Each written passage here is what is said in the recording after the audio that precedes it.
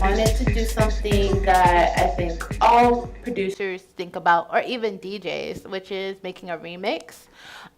Even if you just DJ, you want remixes because they're familiar ways for people to connect with your sound. So, especially if you're just starting up, or hopefully SoundCloud does not die. But we all know that you can make a popping SoundCloud upload, which is a remix, and that you could get hundreds of thousands of plays because people know the song already, right? So remixes are a really good tool for people to be able to interact with you and your sound and what you're trying to build. So that's what I wanted to build on, making a remix. And I have some things that are kind of set up, but we'll open more. What I started off with so far is this acapella, and I have a bunch of acapellas from 1993 to 2003. It's like different R&B and hip hop. I'm sure everybody knows about that little thing going around. Yeah, that little torrent. So yeah, I have Total, which is one of my favorite R&B groups from the 90s. And what I have here, right here, what we see right here, Serato sample. Has anyone heard of Serato sample? Yeah, it's really just been out for like a month. But it's a new sampler VST that you can use with any DAW, and you can use it with Ableton especially. And it also plugs right up to the push. So, what I've done so far in this pre-work is I've chosen kind of tempo, kind of like a housey techno tempo, and I've made a few markers here. This tutorial isn't really about Serato sample, however, it is a VST that I'm using as a sampler, so just keep that in mind.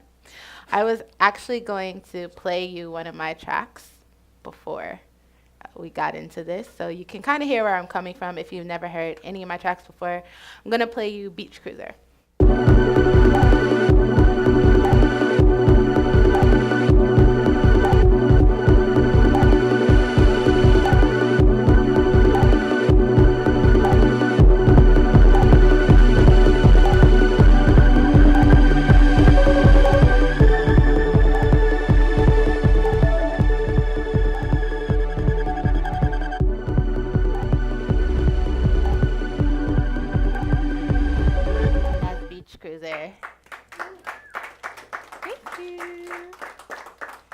So as you can hear on tracks, I like to go in and out of sounds and moments and have rises, but not make it typical. I like to bring different textures in and out. So we'll see how far we can get here today.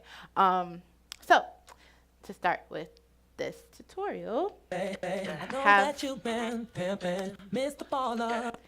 the chops of this acapella kind of chopped up already. I always been your baby. Don't make a girl go crazy. I can't understand why you left me.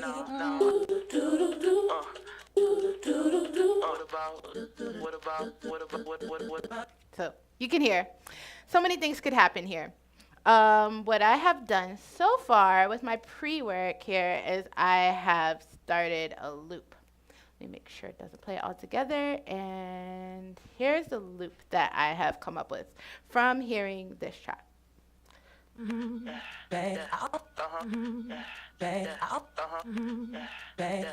And you can hear, you press the metronome here, you can hear that this is going on the tempo. So this is 120. So from here, when I have something like this, I would want to just build. I'm going to turn it down a little bit so I can talk to you. I would just want to build sounds around it. So I'm going to go over here to a pad and see. Actually, no. I feel like doing some drums from a drum man over here. Let's get some drums going on this so we can have a guide for how we can build on this tempo. So here, you can see, and I could also manipulate this volume here, but you can see I have drums already selected. Also with the push 2, you can go from track to track. If you're not familiar, I'm in clip view, and clip view is a way for you to, as a producer, start to build loops and start to build like textures and not have to like feel locked into anything, because I could just stop this or I could start it. And so far I'm not in, I press tab here, but I'm not in session view, so I'm not locked into anything. Just simply jamming out. I would definitely suggest clip view for your jamming purposes. So back to this clip we have, and I have a kit that I've been playing around with. I'm gonna go over here and trigger it so we can listen through. We have, you know, kick. So one feature that I really enjoy on the push 2, which was actually created to be like the MPC. So if you know the MPC and how you can repeat sounds, they have a repeat here on the push 2. And so for something like a track where I'm starting like a 4 on the floor, I might come down and go to 1/4 of a note to start and get a strong kick going. Okay. Also make sure you have repeat triggered. And then you'll see here, you'll know it's on by it blinking. So just waiting. I'm counting in my head. 6, 7, 8, and okay. That's 1/8. So it's chopping up the note. But if you wanted to get a 4 on the floor, you could come down to 1/4, and then they have one with the swing. So let's try it.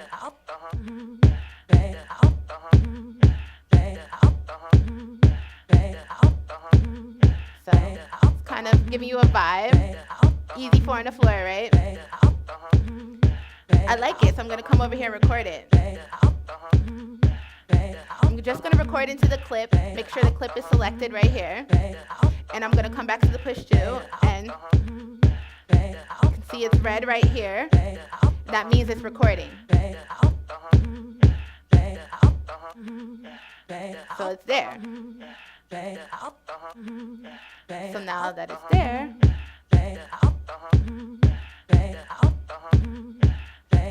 just going to make it a 4-bar loop.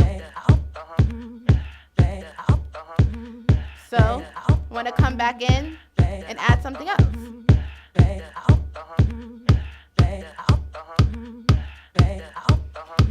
So what I like about the push 2 is that it streamlines your flow, so you can keep going. You don't have to stop the music, you can just stay in the moment. Just come back over here to this record and go.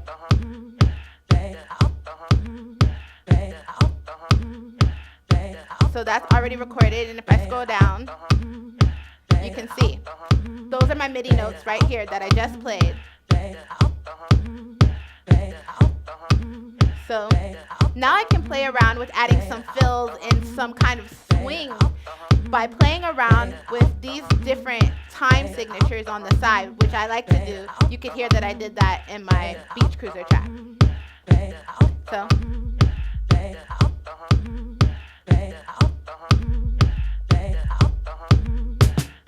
just playing around with the different sounds that are in the drums.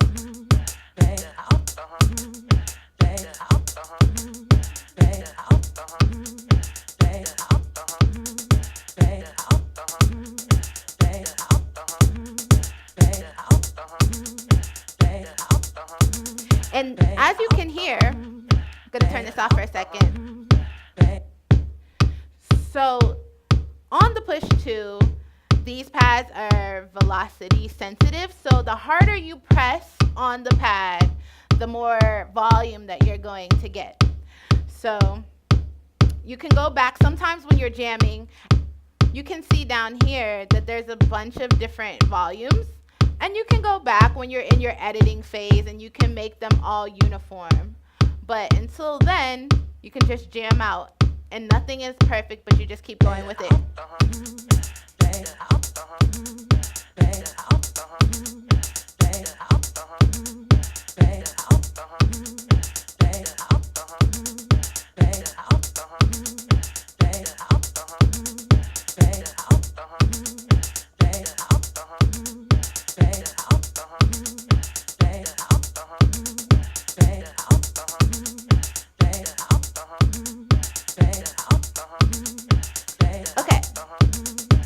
So now that's all recorded there. You can see down here there's a bunch of MIDI going on. And we have the beginnings of a track. But now when you have the beginnings of the track, you need to finish the track. So we're going to go over here, maybe add some pad, maybe add some melody. What do you guys think? It needs maybe a melody, right? At this point. A bass? Okay, cool. So let's get a bass line in. So I have this funk saw bass that's kind of already open. I'm going to trigger that. And if you're not familiar with Ableton, what you can do is trigger the sound that you're playing. Trigger means to turn it on. So you can trigger that sound by just pressing this button down here and making sure it's red. That means the sound is ready to go.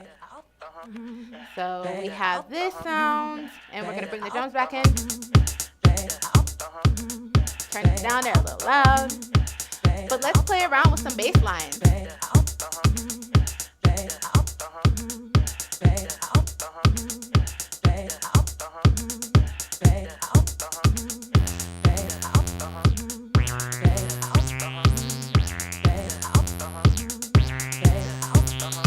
So that's kind of cool. But the octave is a little high to be a bass line, right? So we're going to turn it down here. You can go through octaves here.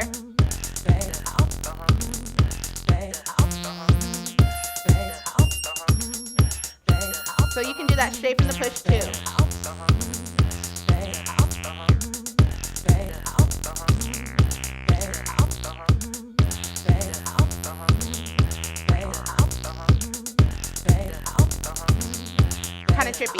Kind of trippy at 1/4, so let's try 8.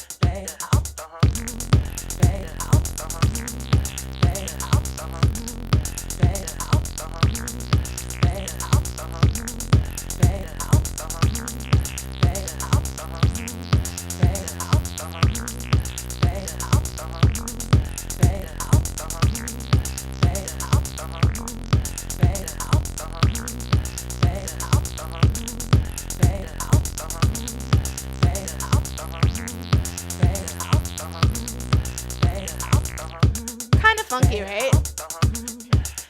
We can still play around with different sequences. You don't have to be locked into anything. But like I said, with the push 2, it allows you to keep going seamlessly through your process. Oops.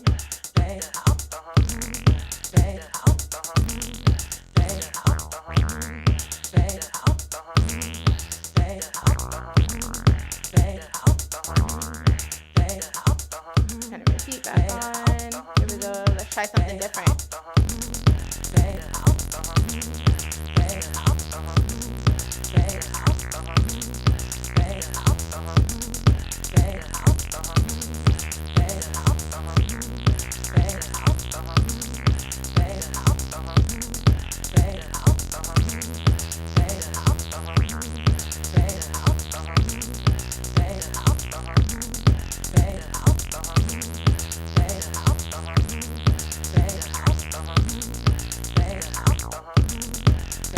I'm not married to any of these bass lines yet. I'm just like playing. Feel free to just get into the zone with me, because this is what I do. I just sit here and I play around. Have fun with it. I like this note to start, so I can at least stick to that. So when you're in your process, you're trying to figure out what to play. You're like, okay, what do I stick with? I like that note, so I just play within that context.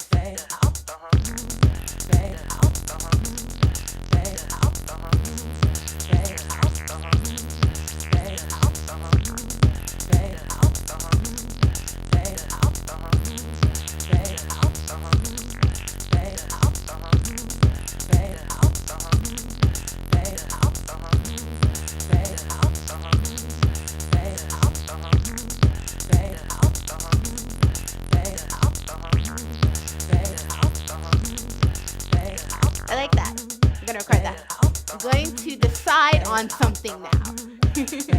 That's the fun part. So make sure that my clip is ready. Oops, too ready. And when it's selected, I can just go.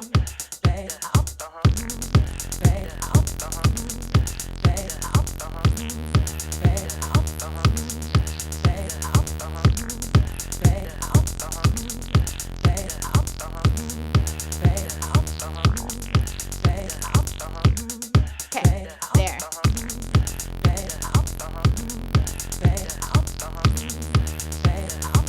So we got a bass line.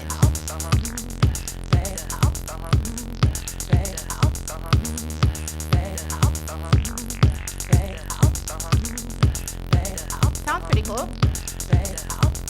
And you can see my MIDI notes down here. And what's cool about MIDI is that you can play around with it and you can delete notes and get different rhythms. So maybe I wanted to have a different swing, or I just deleted a note. We'll see what happens next time it jumps back around. So it's looping on 8 bars right now. I just deleted a note. We'll see. Nice.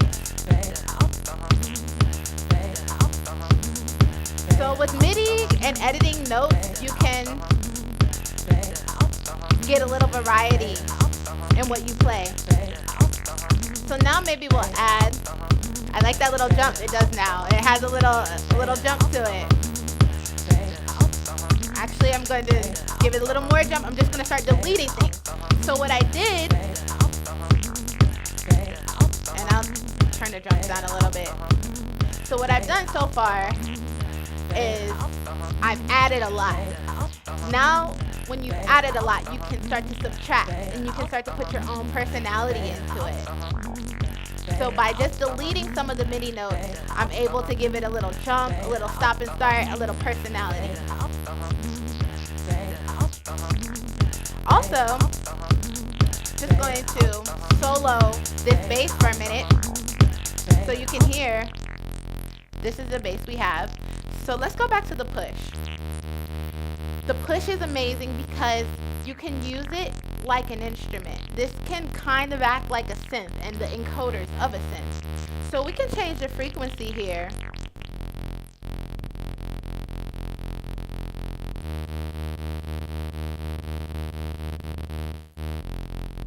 So we're changing the frequencies, the filter frequency.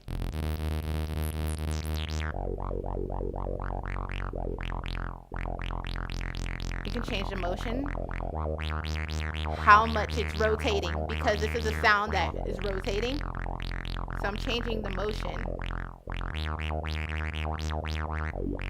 Now it has a wobbly effect. Could easily blend it into a dubstep track or a B&B track. Can saturate it, bring it up a little bit.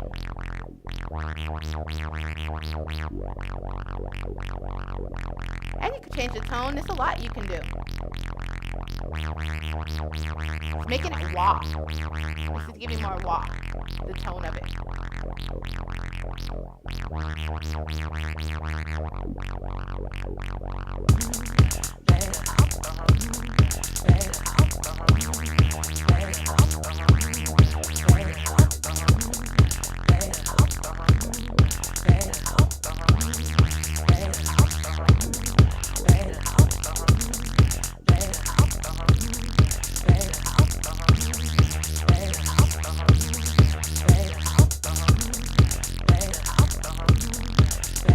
Change the release. There's a lot you can do.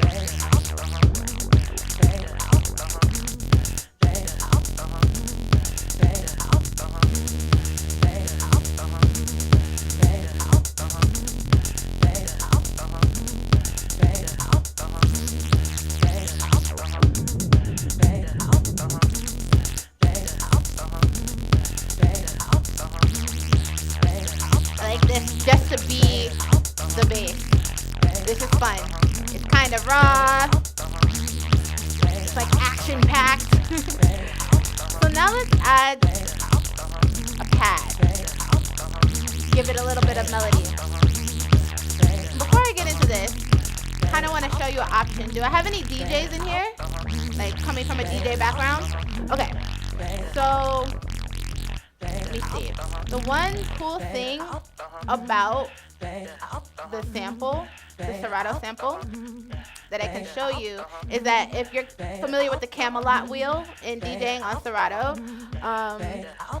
you basically can, if you're not familiar with the Camelot wheel even, the Camelot wheel is a way for you, if you don't know music, keys and notes, you can sync up and play instruments in the same key.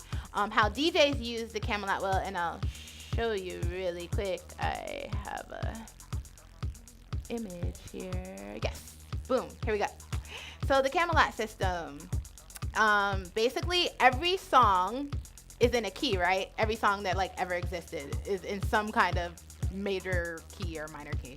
But so what you can do is the software of Serato reads the key that your song is in. So when you're blending and DJing between two tracks, the tonality is not completely off and things are not like, oh, that didn't sound right, that didn't blend right.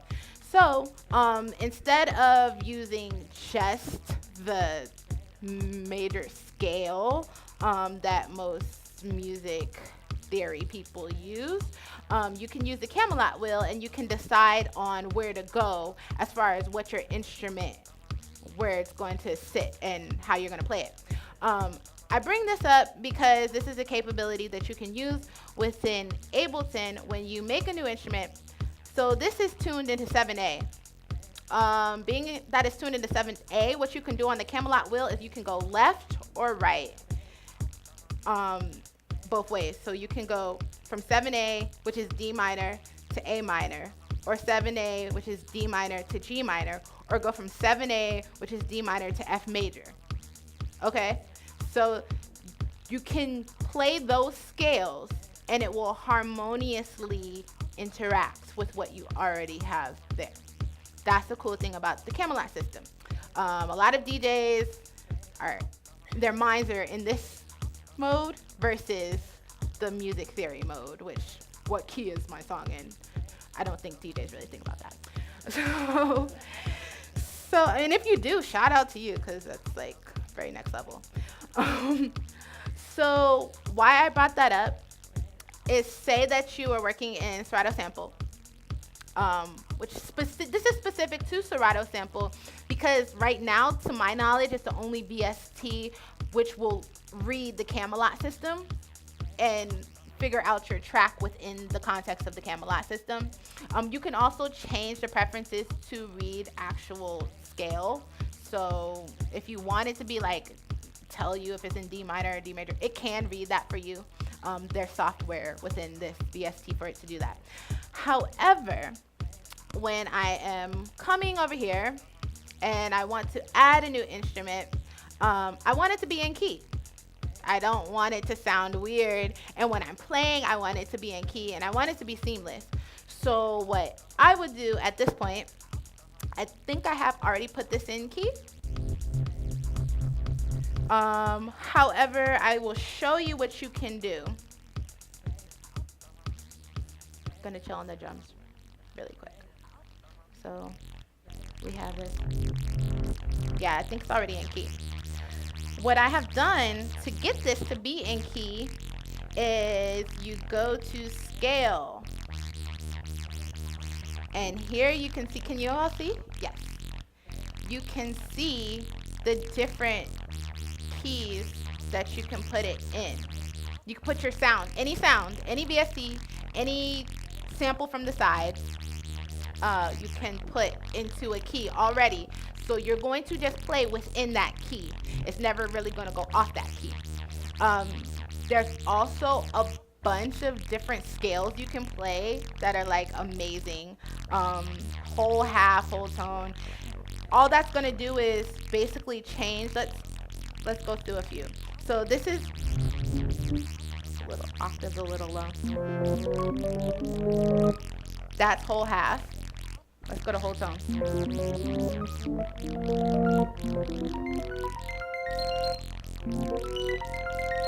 Now you hear that I can just play along with what I already have because I've already put it in an F key that is based off of looking here and going, hey, I can play F major. That's all I did. All I did was see that my song was in 7A. So like, let's go through one more time. This track, the sample was in 7A. So then I went to my Camelot wheel and I said, it's in 7A, which is D minor, and it pairs with F major. So if you see right here, F is selected on the push 2, and I'm going to play within that scale. That's all I did. So now it sounds beautiful when it's played along with the bass, when it's played along with the sample. It's all going to sound in key, and remixing is very hard because of that. Everyone has heard a remix that doesn't sound in key, like the singing doesn't go with what the musician played, and it's because of that reason. It's because people aren't matching up the keys with what's already there. For this reason, I love Serato Sample because it will read it for you, but also Ableton has a tuner if you ever need. Let me just show you. In instruments, I believe it's in instruments. I think you just type in tuner up here. Maybe it's in audio. Yes, it's in audio effects. So, really quick. If you're ever like making a track and say you already have a sample and it's in a certain key and you're like, what is that? How can I like play along with that? And you don't know, you can open the tuner if you don't have Serato Sample and it will read. Let me see if it works with this bass line. I'm just gonna drag it over. Hopefully it will show us. Yes, so you can see that it's showing what I'm playing right here. It's reading that information. So that's a great way for you when you're working on music. Say somebody sends you files or you're collaborating, you're like, what key is that in? I don't even know what to play. Open up the tuner, or you know, if you have Serato Sample, open that up and have that information read to you so you know where to go next and you're not reaching a point where you're frustrated, because you will get frustrated trying to figure out what key something is in off the top of your head. Okay, so that was that. Now we're going to add some little, I call them sprinkles, to this track and give it a little more flavor and personality. Bring the drums back in, bring the sample back in.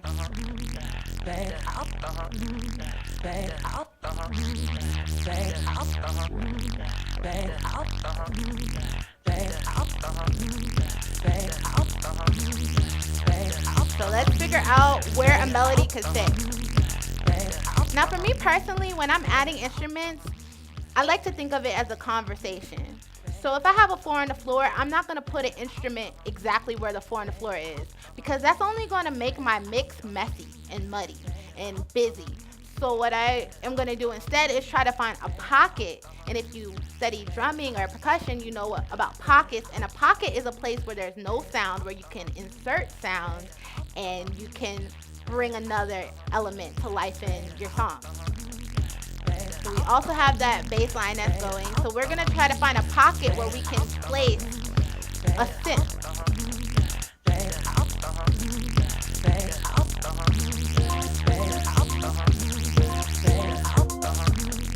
So something like that could be cool. Let me go back to the instrument.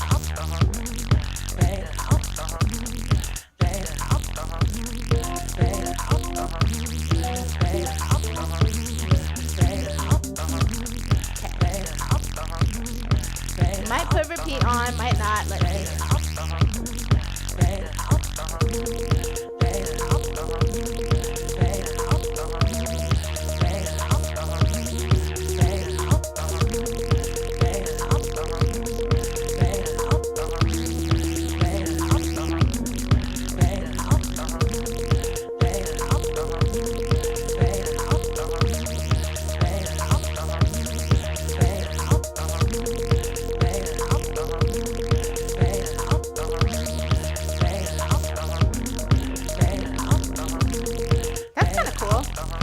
little too fast, but here's the beauty of clips.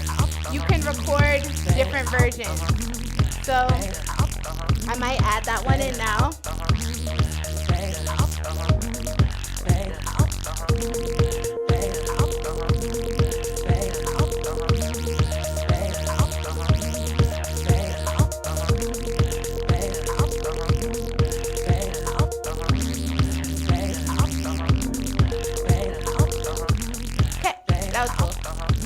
So that's just like a beginner clip. I'm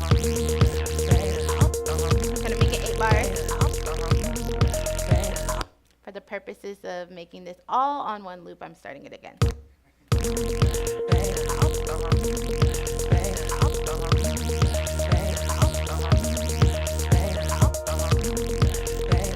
Now that I have that, it's making me want to add in more percussion, really. Also, something you can do, this is what we recorded.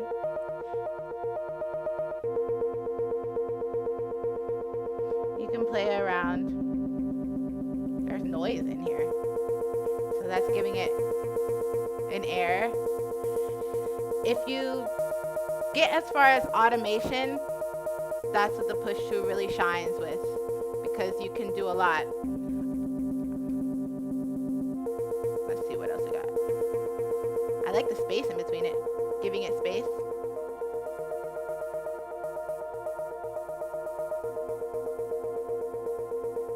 So when we're arranging, now we have all these clips that we can build on.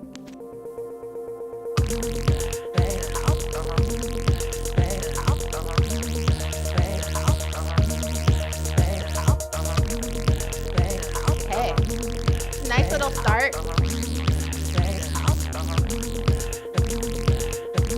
Okay, now I'm just like playing around with the clip. I'm just triggering it from here. Trying to get into the groove of what I like. Seeing how the different sounds interact with each other.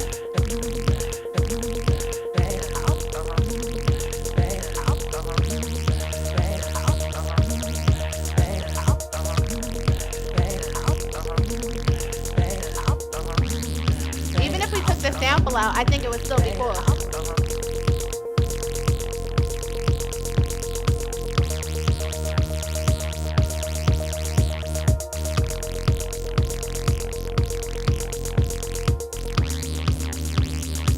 Even if we took the drums out, it would be cool. So when you're arranging and you're starting to go through your tracks, mute tracks sometimes. Just sit and listen to them. That's a huge part of the process. Just like enjoying the loop that you made. For me, I like to sit and just listen to the loop. Sometimes I'll like walk away and I'll make tea. And I'll like come back and be like, I still like this. Or if you go to the other side of the room, you can hear a frequency you might want to change. So I like these drums, but you can also hear different drums. Now we have all this.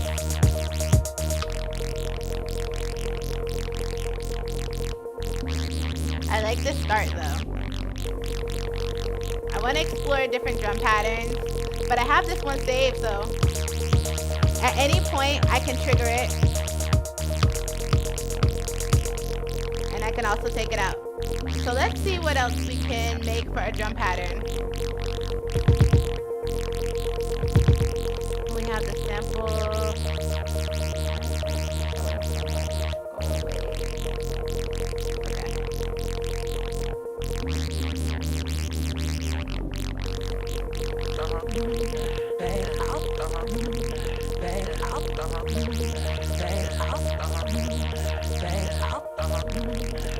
Go back to my kit.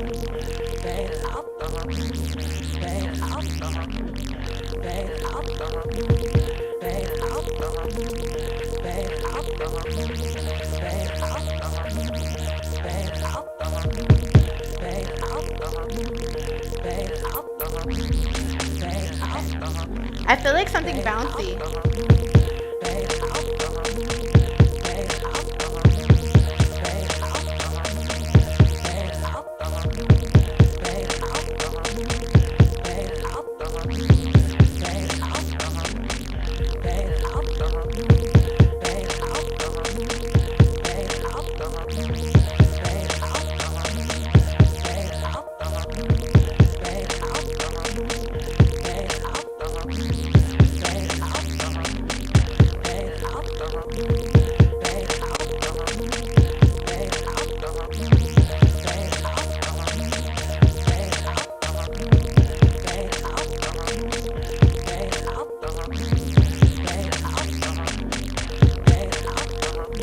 stuff like that because I'm like really Timberland influenced.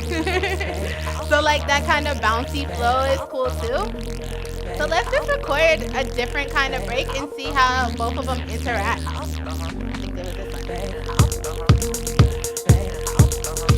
Tricky. I had the wrong clip selected. So again, make sure that the right bar is selected when you want to record.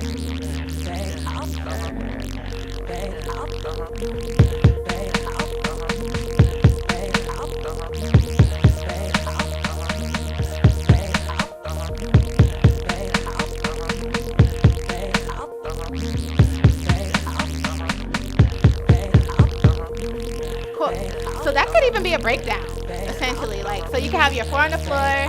Now you just recorded a breakdown.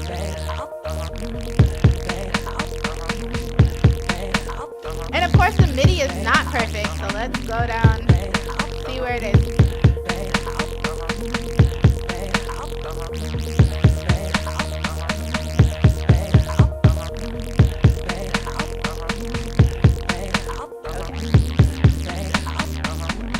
What happens when it wraps around.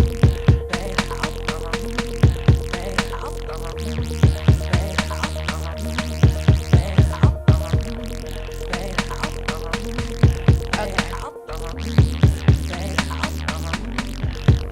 So another thing you can do when you're writing MIDI is take off snap to grid. And you can just like slide in a sound right there. I'm gonna make this 4 bars because it's kind of long.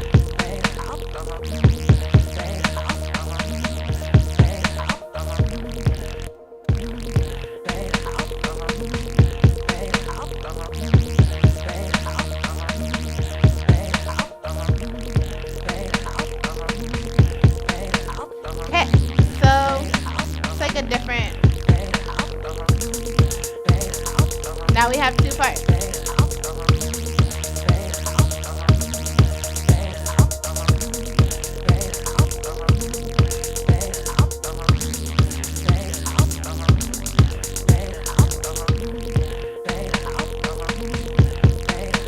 So if you were building a track and you wanted to play with different styles, this is a great way to go between the 2.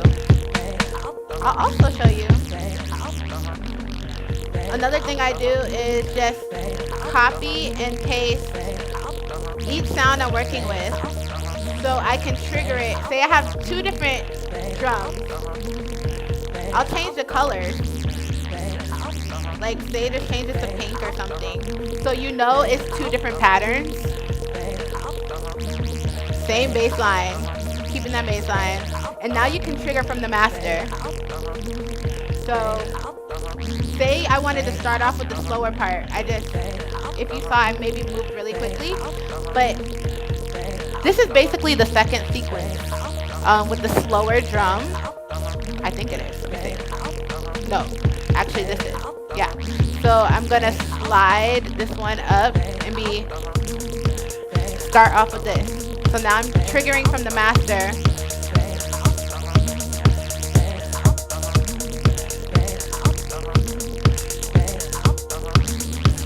Cool. So now I want the breakdown.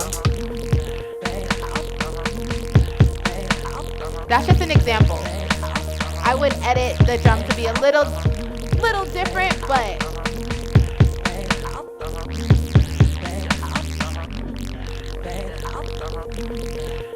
that's just an example of how you can start off a remix. Pretty simple. Any questions? I could keep going, but I feel like I'm like actually making a track now. Yes.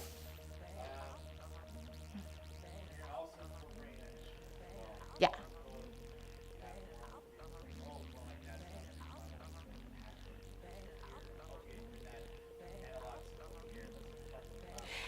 Yes, I do. I didn't bring it up. I have my OP1 with me. I meant to hook it up, but I was so excited to see you all. But for this instance, specifically, like when I start to use a lot of VSTs, I try to stop at like I have now like 3 tracks that are VST. Um, I would maybe challenge myself at this point in the process to bring in a synth, the actual synth, a piece of hardware, just to keep the process fun and so that I'm not sitting here. I'll actually show you. If can someone bring my backpack really quick? I'll show you a quick and easy way. Not everybody has this piece of equipment I'm about to show you. However, I would show you if I were going to use a piece of gear, how I would just bring it in. Thank you so much. So I have OP1 and it has a cool case. And I love this because look how small it is. It's so convenient. If you're a girl, you can just put it in your purse. And I do. I put it in my purse and I just take it with me. And it's beautiful as well. And I've used it on both of the projects, the zones, and I record audio in. So I would have my sound card and I would record audio in. I would go to my preferences in live and I would record audio in if I were to do that. Yes. Now, here, it's turning on. And sometimes I'm in the mix. I'm just like everything is playing and I get the inspiration to bring in a piece of hardware. So for this synth in particular, it can run on a clock to a tempo, unlike a lot of like old school synths that like you have to kind of figure out what tempo you're in. This is very obvious. It says 140, we're at 120. So I would literally just, I went past 120. I would just turn it on and I could turn on. So you can kind of hear if I was in the mix like a little bit, I would just literally like, what I did was turn on a sequencer. You can hear that I'm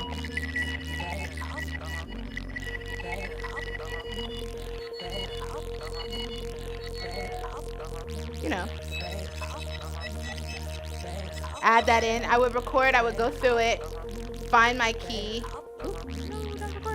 I would find my key and I would just go through it. Specifically for synthesizers, like I was saying earlier, I like to use them as a way to, because they can run on a clock.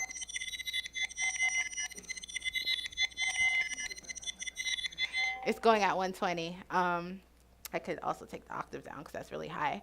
But yeah, like you're kind of alluding to, at that point, I would pull in a piece of gear. Like when I get to this point, at this point in my process, like how I've been creating lately, I will pull in a piece of gear because I don't want to rely too heavily on the VSTs.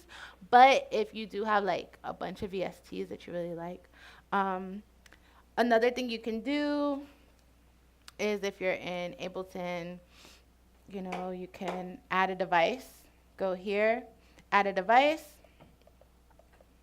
go to plugins, or really lately I've just been using the sounds that Ableton has. So there's like packs, you go to the library, devices. But everything that you can do here on the side, you can do literally in the push too. So it's pretty awesome for that. I could open up, you can see if you're familiar with any of these VSTs, I can open them up right in here and say I was playing around with this and I just wanted to add a chorus, I could just do that straight from here. You can also see that I started and stopped the track right here. I recorded from here, and yeah, this is the part of the process once you have this basic skeleton down. Decidedly, I think what helps me is coming up with like 2 different sections of my song. And I've done that in this mode. And say I was getting into the actual recording. Not sure if everyone's familiar, but this turns the sounds on and off. There's nothing there but here. So this is the part where I would start to maybe arrange.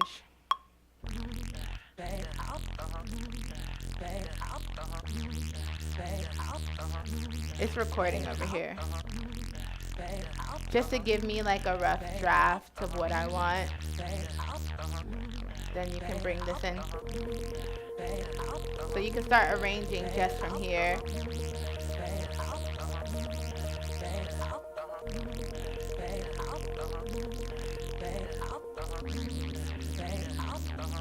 Six, 7, 8. It's recording all of that.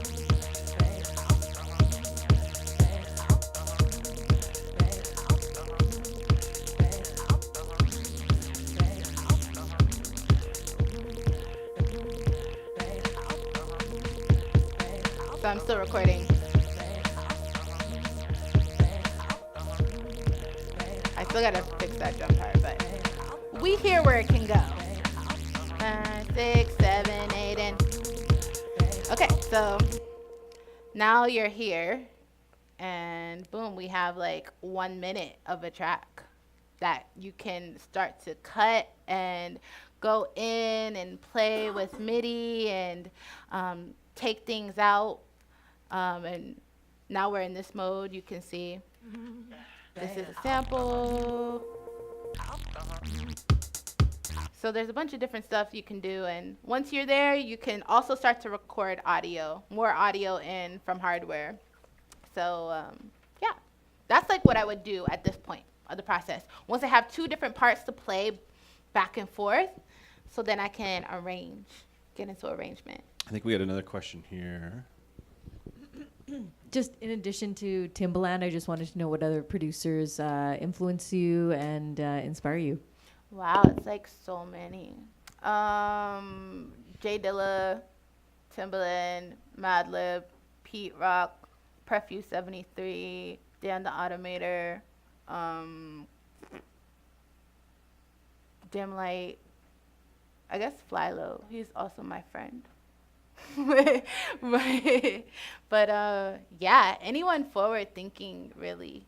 And then like women like Georgia and Muldrow, Toki Monster, bunch of new DJ homies that are coming up, that are like DJ producers. But those are like producers. So yeah, I have a lot. But then old school people like Quincy Jones, like really. And all the classic. Raphael Sadiq, really amazing producer. Got another question back here. Did someone here? Do you ever start a track from the intro? Like start doing like, your first 8 bars or first 16 and then slowly add elements in? Because I find I do that, but a lot of people I talk to will start right off the drop or, right off the 32 or whatever. I try to make intro. That's a cool way to do it. I've been thinking of doing that more, like starting off with the intention of like building up this intro, building into this track, because I think I could get a whole different element and outcome if I started that way. But what I typically would do would be to like just while I'm recording have that texture there and maybe just build from that texture that I've already recorded. And use that as an intro and add maybe some rises and some effects that will make it an intro. But it would be cool to start off making an intro, because some people make like bomb intros and I'm like, yo, what? Yeah. Yes. Hang on, I'll bring the mic to you. Yeah. Hey, Suzi. Hey. I guess I'm just wondering how often you quantize your parts when you're recording. I don't really quantize too much. Like, Right, yeah, me neither. But some people are like, "Yo, you're so crazy. Why don't?" I mean, when I collaborate with people, like I will, because they do. I really like the human feel and human swing of especially percussion and playing. And sometimes when I am in quantized mode, I go back and I listen and it plays an order that is like not what I wanted, and I don't like that. So I think quantized is kind of cool for drums. I don't particularly care for it for like melodic elements, but I do it, especially, here's when I do quantize. If I've committed to a rhythm, and I really, especially if it's a more dancey track, when I'm building textures, like maybe at this point, like say I've locked into the 120, I might start quantizing so it doesn't get too messy after a certain point. But to begin, I won't really quantize and lock myself into anything. Yes. I have two questions. If that's okay with you. I know you're busy and all, but I'm here. everyone's always I'm busy, here to right? answer. Yeah. Have you been approached by earthquake devices? No, You haven't? no. Okay. Sounds very intense. So basically, earthquake device. It's not that intense. It's basically what they do is they have like what was that instrument you just brought along with you? What's it called? Oh, OP1? Serato sample? That, and then the one next to you just had in your backpack. Yeah. Oh, thank the you. OP1. Yeah, so they have something like that where they have like the equalizers or like guitar pedals or for electrical drum kits for vocals as well. So I thought that'd be really cool if they approach you to put like a signature out. Yeah. Like EQs are awesome. I'm always down at, because I use more synths now, I don't really like look for too many sound engine VSTs, but I look for like EQs and like filters and things like that, that will help me to sound design more. So I love different EQs because I like the different meters, and each one has a different capability. So yeah, I'm interested to check that out. And have you also been approached by Massive Pill to do what was that show they have on YouTube? Shit. I just forgot. It's a I show? just- yeah, they have something. They have like. Oh, night- Master Peel, Rhythm Roulette. There we go. Yeah, yeah. Have you been approached to do that?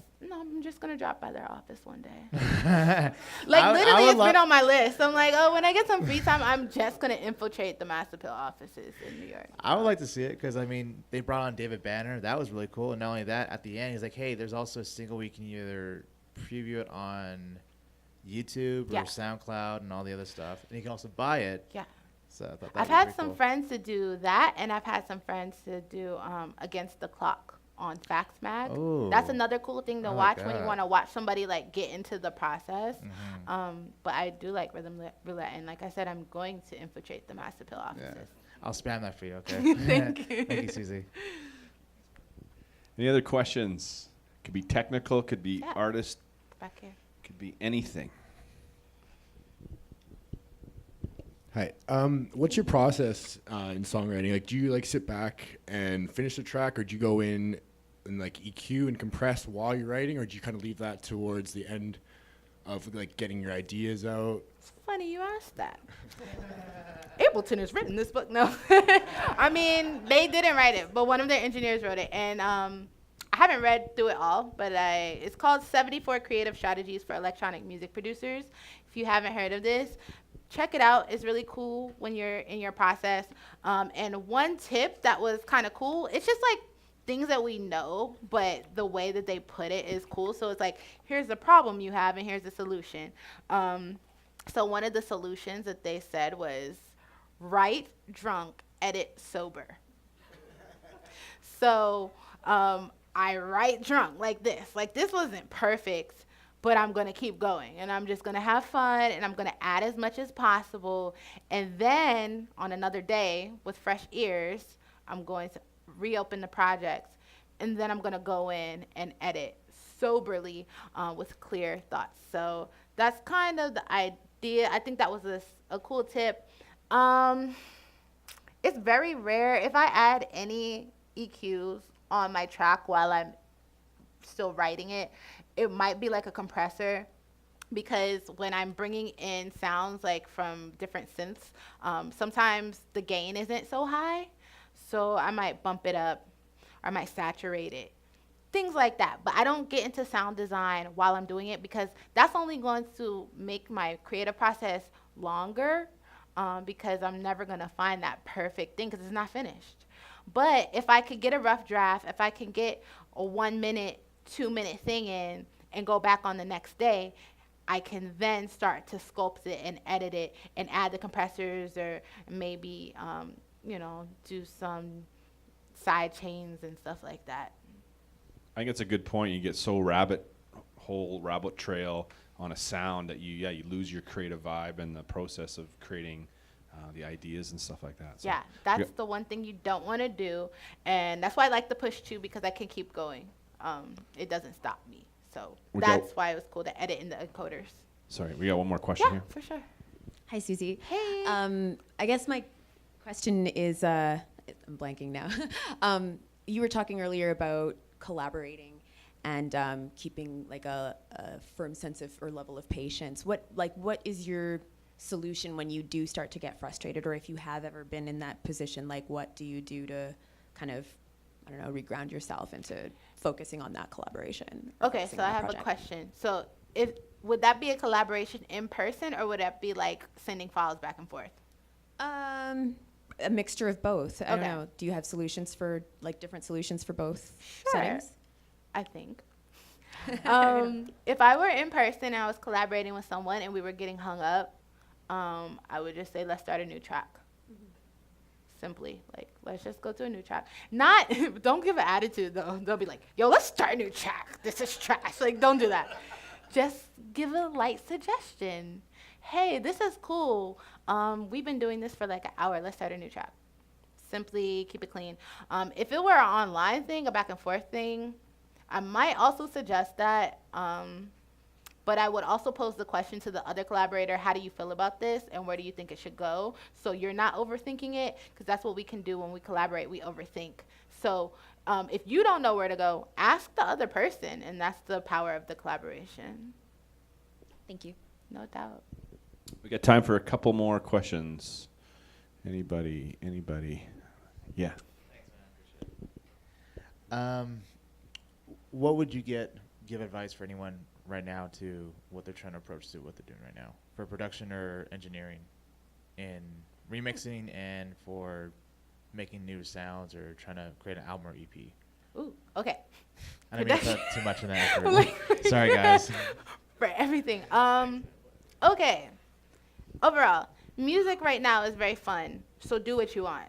Really, seriously. Make what you want, and if there's like a genre that you want to explore, just go for it and just go all into it. It doesn't lock you in. You can recreate yourself, recreate your identity, your branding, your online stuff. There's a lot of room for more and different. So keep that in mind. For anyone just trying to approach building a collection of tracks, get organized. Get your tracks organized, get your folders organized with the sounds in them, and just start to take the time to organize yourself.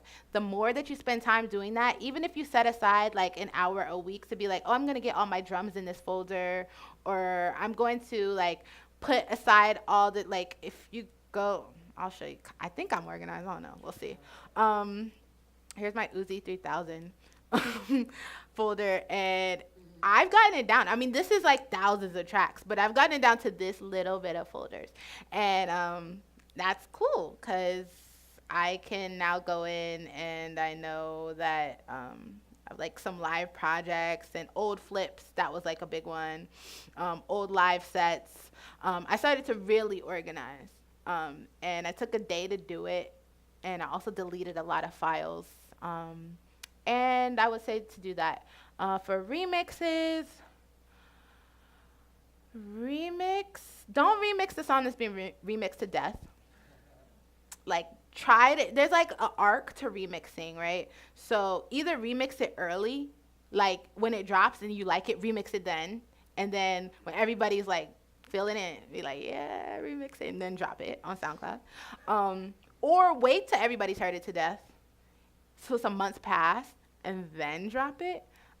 I've done that before with like a Kalela track, and like it went crazy, and I was like, oh wow, I'm so surprised that people still went for this, but it was because it was months after.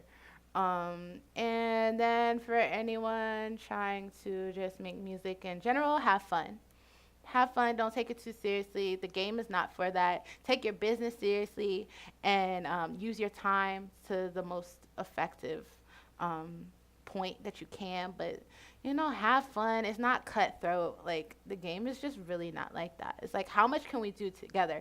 And the music industry now more than ever is about coming together and how we can all build. There's a huge explosion of festivals and everything happening, and programming and content that's just homegrown. You see boiler rooms happening everywhere in every city, all throughout. They have 24-hour content. So imagine how much more room there is for you to create, and for your brother or sister to the left or right of you to create. You know, it's a really fun time. Keep it fun and stay focused.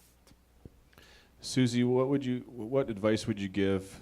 Pretend I'm 18 years old. I don't have any gear. I don't have any. I don't have a DAW. I don't have anything. I've got a laptop. Let's say. What advice would you give 18-year-old Suzi? You know, who is just starting out, who likes this kind of music, who loves this type of stuff. I don't have any background. I don't have any. Zero. I'm ground zero, but I have the passion and the love. Okay. Technically, and then. Yeah, like in terms of equipment or gear or direction, you'd give someone that age. I was there. I taught myself Ableton. My friend gave me a cracked copy. Don't recommend that anymore. They never heard that. They know. We've talked about it. But what I did was hang out with producers.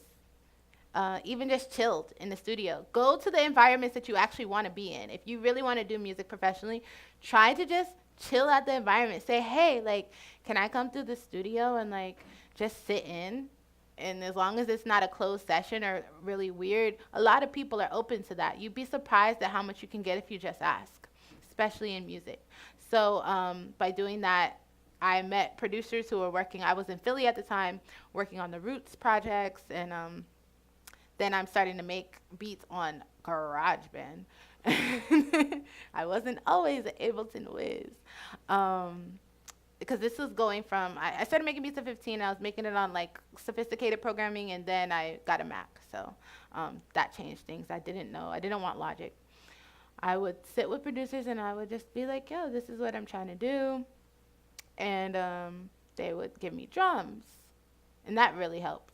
Like folders of like amazing drums that they're using on like Grammy nominated projects. Like, this is good. That's a start. So I would just say hang out in professional environments. If you want to like get started in the studios, hang out in the studios. If you want to get started in the club, if you want to learn about the club tracks, go to the club, and then you'll meet DJs and you'll say like, how can I get drums like that? Oh, I have them. I'll just Dropbox them to you. Like, it's very, very easy. Just communicate and talk, especially gear as well. As far as software and stuff, the larger you build your community, the more you can acquiesce. Awesome. Any last questions? Thank you so much, Suzi. That was amazing. Let's give Suzi a little hand. Thank you. And I have stickers for everyone.